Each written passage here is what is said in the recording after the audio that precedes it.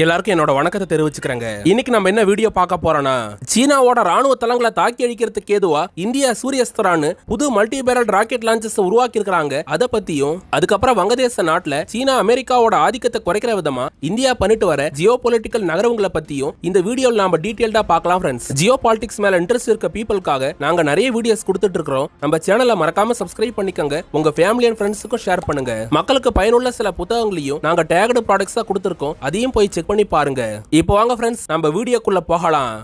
என்னதான் ஆசிய கண்டத்துல வளர்ந்து வர நாடுங்களா இருக்க இந்தியா சீனா மாதிரியான நாடுங்க ஒன்னா ஒரே கூட்டணியில பிரிக்ஸ் மாதிரியான கூட்டணியில உறுப்பினரா இருந்தாலும் இந்தியாவை எப்பவுமே தனக்கான எதிரி நாடா தான் சீனா பார்த்துட்டு வராங்க. கடந்த 2024-25 வருஷத்துல ரஷ்ய அதிபர் விளாடிமிர் புட்டின் அழுத்தம் கொடுத்த ஒரே காரணத்தினாலதான் லடாக்ல 5 வருஷமா நிலவிட்டு வந்த பார்டர் பிரச்சனையை ஓரளவு சரி பண்ணி அங்க வழக்கமான ரோந்து பணிகளை சீனா பண்றதுக்கு ஒத்துக்கிட்டு இருந்தாலும் இந்தியாவுக்கு எகென்ஸ்டா சீனா பண்ணிட்டு வர ஸ்ட்ரிங் ஆஃப் பேர்ல்ஸ் மாதிரியான திட்டத்தை சீனா இப்பவும் கைவிடாம இந்தியாவுக்கு எதிராக பண்ணிக்கிட்டு இருக்கிறதையும் நம்மளால பார்க்க முடியுது ஃப்ரெண்ட்ஸ். இதுல ஸ்ட்ரிங் ஆஃப் பேர்ல்ஸ் நான் சொல்ல வரது என்னன்னா, இந்தியாவை சுத்தி இருக்கிற சின்ன சின்ன நாடுகளை தன்னோட கட்டுப்பாட்டு கீழே கொண்டு வந்து போர்க்காலத்துல அங்கிருந்து இந்தியாவுக்கு எதிராக தாக்குதல் நடத்துறது தான் சீனாவோட இந்த ஸ்ட்ரிங் ஆஃப் பேர்ல்ஸ் திட்டமா இருக்குதுங்க.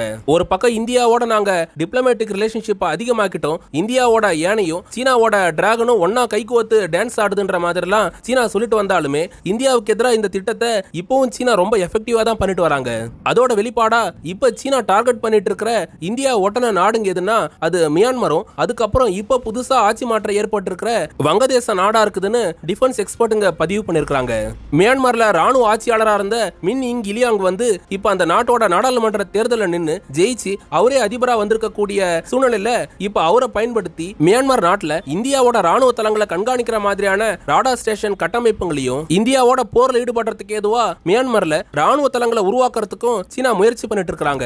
இந்த நாடுக்கு அடுத்ததா சீனா டார்கெட் பண்றது எதுனா அது வங்கதேச நாடா இருக்குதுங்க. வங்கதேச நாட்டுல இப்பதான் 2026 பிப்ரவரி மாசம் அங்க நாடாளுமன்ற தேர்தல் நடந்து 17 வருஷத்துக்கு அப்புறம் லண்டன்ல இருந்து அங்க வந்து தரையிறங்கின தாரிக் ரஹ்மான் அந்த நாட்டோட அதிபரா இப்போ வந்து உட்கார்ந்து இருக்காரு. இந்த 2026 நாடாளுமன்ற தேர்தலுக்கு முன்னாடி வரைக்கும் கடந்த 20 வருஷத்துக்கு மேல வங்கதேச அரசியல் எப்படி செயல்பட்டு வந்ததுன்னா, ஷேக் ஹசீனா, கலிதா ஜியா இந்த 2 பெண் தலைவர்களோட அரசியல் ஆளுமைக்கு கீழே தான் அந்த வங்கதேச நாடு இத்தனை வருஷமா செயல்பட்டு வந்தது. இப்படியான சூழ்நிலையில 2025 அப்ப கலிதா ஜியா மரணம் அடைய 17 வருஷத்துக்கு அப்புறம் தாரிக் ரஹ்மான் வங்கதேச நாட்டுல கால் பதிச்சாரு. அதுக்கு முன்னாடி 2024 அப்ப வல்லரசு நாடுகளோட தலையீடு காரணமா அந்த நாட்டுல மாணவர்கள் போராட்டம் உச்சக்கட்டத்தை எட்டி அந்த நாட்டோட ஆட்சி அதிகாரமே கவுந்து போயிருந்ததுங்க. அதுக்கப்புறம் அமெரிக்காவில இருந்து இம்போர்ட் ப்ரொஃபஸரா முகமது யூனிஸோட அரசாங்கம் தான் ஒரு வருஷத்துக்கு மேல அந்த நாட்டில் நீடிச்சிட்டு வந்தது. இந்தியாவுக்கு எகென்ஸ்டா எல்லா வகையிலும் ஸ்டண்ட் பண்ணி பார்த்த முகமது யூனிஸே அந்த நாட்டோட அதிபர் ஆகிறதுக்குலாம் முயற்சி பண்ணாருங்க. ஆனா வங்கதேச மக்கள் அதுக்கு ஒத்துக்கலன்றதுனால தான் நாடாளுமன்ற தேர்தல் நடத்துறதுக்கே யூனிஸ் ஒத்துக்கிட்டு இருந்தாரு.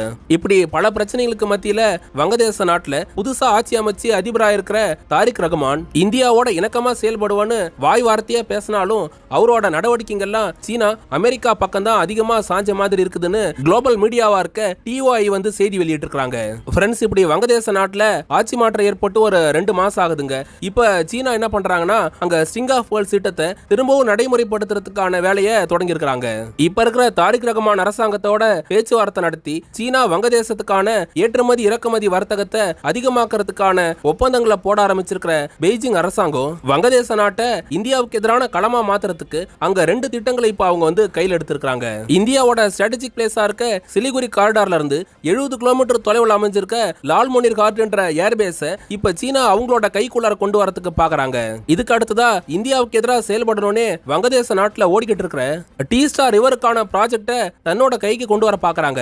ஷேக் ஹசீனாவோட ஆட்சி காலத்துல இந்த டீஸ்டார் ரிவர்ல ஹைட்ரோ எலக்ட்ரிக் பவர் பிளான்ட்களை கொண்டு வரது, அதுக்கப்புறம் பாசன வசதியை அதிகமாக்கிறதுக்கு ஏதுவா இந்த நதியை புனரமைக்கிறது மாதிரியான திட்டங்களை வகுத்து தான் அவங்க டீஸ்டார் ஒரு ப்ராஜெக்ட கொண்டு வர பார்த்தாங்க.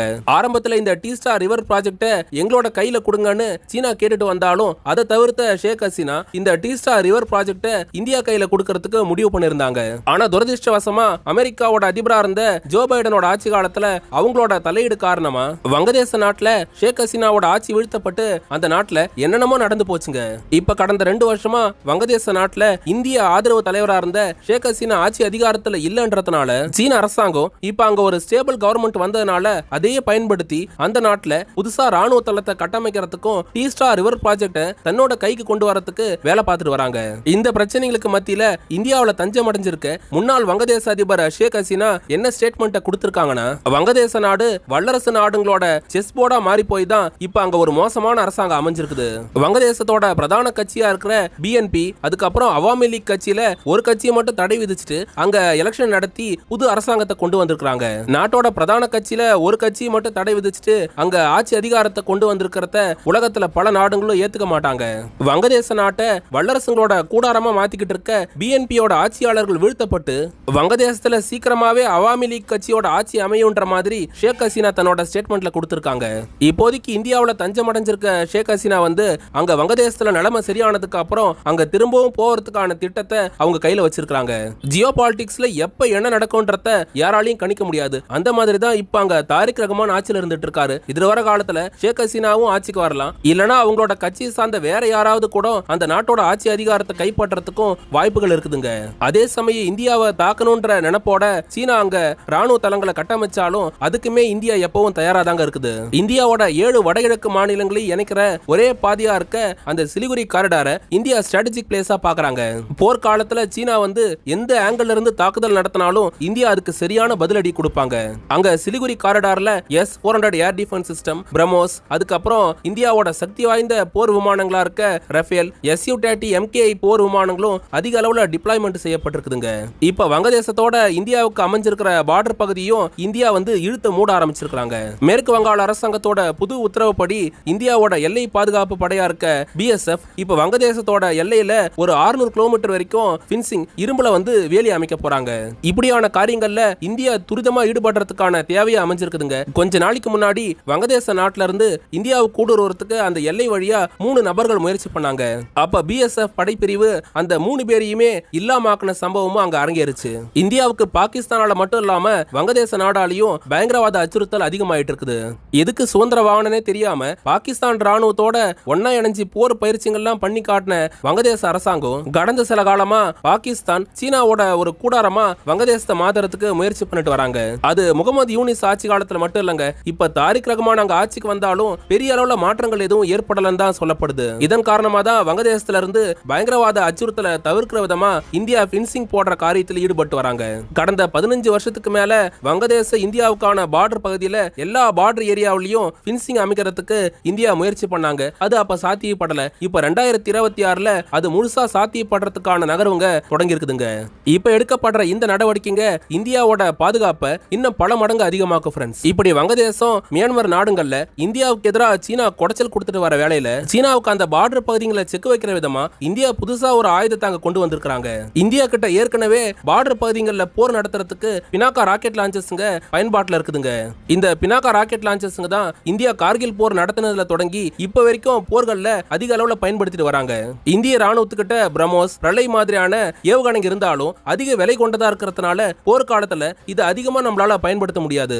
அதனாலதான் எதிரிங்களுக்கு கொலாட்டரல் டேமேஜ் ஏற்படுத்துறதுக்கு இந்தியா பினாக்கா மாதிரியான ராக்கெட் லான்ச்சர்ஸ்ங்களை பயன்படுத்திட்டு வராங்க.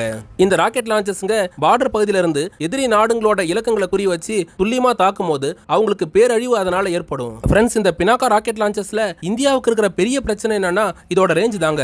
பினாக்கா ராக்கெட் லான்ச்சர்ஸ்ங்க அதிகபட்சமா எதிரிங்களோட இலக்கங்களை குறி வச்சு 70 கிலோமீட்டர் ரேஞ்ச் வரைக்கும் தான் போய் தாக்குதல் நடத்தும். பிரம்மோஸ் மாதிரியான ஏவுகணைகளோட விலையை ஒப்பிடும் போது இதோட விலைன்றது ரொம்ப குறைவுங்க. இது மட்டும் இல்லாம ஒரே நேரத்துல அதிகப்படியான ராக்கெட்ஸ்ங்களை இந்த மல்டி பேரல் ராக்கெட் லான்ச்சர்ஸ் மூலமா நம்மளால எதிரிங்க மேல ஏவ முடியும். அந்த ஒரு காரணத்தினால தான் பினாக்கா ராக்கெட் லான்ச்சர்ஸ்ங்க போர்க்காலத்துல இந்தியாவுக்கு பெரிய அளவுல உதவி பண்ணிருக்குது.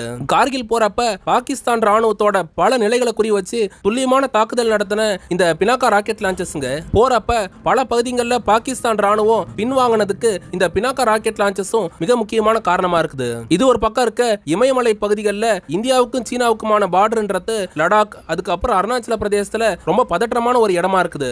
இமயமலையோட மலைப்பகுதின்றதுனால அந்த மலை தொடர்ல சீனா இந்தியாவுக்கான பார்டர்ன்றது இப்ப வரைக்கும் சரியான அளவுல வரையறுக்கப்படலங்க. இந்தியாவுக்கு எதிராக போர் நடத்தணும்னே இந்தியாவோட பார்டரை ஒட்டி புதுசா ராணுவ தளங்களையும் சீனா அந்த பகுதிகளில் அதிகமா உருவாக்கிட்டு இருக்காங்க. அதே சமயம் நம்ம பார்க்க வேண்டிய இன்னொரு விஷயம் என்னன்னா, அந்த பார்டர் பகுதிகளில் ஒரு 150ல இருந்து 200 கிலோமீட்டர் தொலைவுல தான் சீனா சேஃபா இந்தியா மேல தாக்குதல் நடத்த அவங்களோட படைகளையும் ஆயுதங்களையும் நிலைநிறுத்தி வச்சிருக்காங்க. இப்படியான சூழ்நிலையில சீனாவோட போர் நடத்துறதுக்கு ஏதுவா இந்தியா இப்ப பினாக்கா ராக்கெட் லான்ச்சஸோட அதிகமான டிஸ்டன்ஸ் போய் தாக்குதல் நடத்துற சூர்யாஸ்திரான்ற லாங் ரேஞ்ச் ராக்கெட் லான்ச்சஸ்ங்களை புதுசா உருவாக்கி இருக்காங்க. இந்தியாவோட நிபி லிமிடெட் உருவாக்கி இருக்கிற இந்த சூர்யாஸ்திரா ராக்கெட் லான்ச்சஸோட ரேஞ்ச் எடுத்துக்கிட்டீங்கன்னா இது பினாக்காவோட அதிகமா 150ல இருந்து 300 கிலோமீட்டர் ரேஞ்ச் வரைக்கும் போய் இதால துல்லியமா தாக்குதல் நடத்த முடியும். எதிர்வர காலத்துல சீனாவோட போர் ஏற்பட்டுச்சுன்னா இந்த சூர்யாஸ்திரா ராக்கெட் லான்ச்சஸ்ங்க சீனாவுக்கு எதிராக மிக தீவிரமான தாக்குதல் நடத்துங்க. இந்தியா உருவாக்கி இருக்கிற சூர்யாஸ்திரா ராக்கெட் லான்ச்சஸ் பத்தி நீங்க என்ன நினைக்கிறீங்கன்றத கமெண்ட்ல பதிவு பண்ணுங்க. இதோட இந்த வீடியோவை முடிச்சுக்கிறாங்க. இந்த மாதிரி தொடர்ந்து ஜியோ பாலிடிக்ஸ் தகவல்களை தெரிஞ்சுக்க நம்ம சேனலை மறக்காம சப்ஸ்கிரைப் பண்ணிக்கோங்க. தொடர்ந்து சப்போர்ட் பண்ணுங்க. எங்களுக்கு சில நண்பர்கள் யூடியூபோட super thanks option QR code மூலமா உதவி பண்ணிட்டு இருக்காங்க. நீங்களும் உதவ நினைச்சீங்கன்னா இந்த ஆப்ஷன்ஸை பயன்படுத்தி எங்களுக்கு உதவலாம் ஃப்ரெண்ட்ஸ். மக்களுக்கு பயன் தர சில புத்தகங்களையும் நாங்க டேக்டு ப்ராடக்ட்ஸா கொடுத்திருக்கோம். அதையும் போய் செக் பண்ணி பாருங்க. போர்களே இல்லாத ஒரு உலகத்தை வல்லரசு நாடுங்க உருவாக்கணும்னு நாங்க கேட்டுக்கிறோங்க. அடுத்து ஒரு டிஃபென்ஸ் ஜியோ பாலிடிக்ஸ் தகவலோட நாளைக்கு உங்களை சந்திக்கிறேன். அது வரைக்கும் உங்ககிட்ட இருந்து விடை பெறுவது ஆல் இன் தமிழ்.